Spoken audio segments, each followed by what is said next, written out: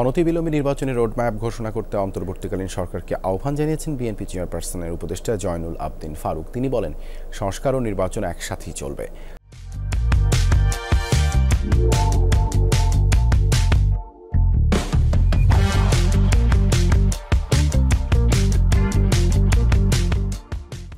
সকালে প্রেস ক্লাবে নির্বাচনী রোডম্যাপ ঘোষণা দাবিতে জাতীয়তাবাদী সাংস্কৃতিক দল আয়োজিত নাগরিক সমাবেশে তিনি এই আহ্বান জানান।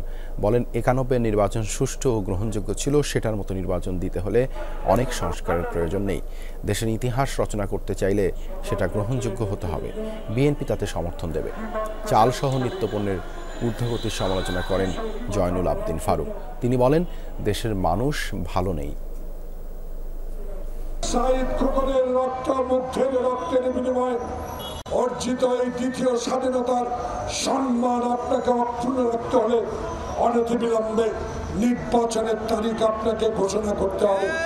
সংস্কার চলবে, নির্বাচনের দিন তারিখও চলবে, নির্বাচনের প্রস্তুতি চলবে।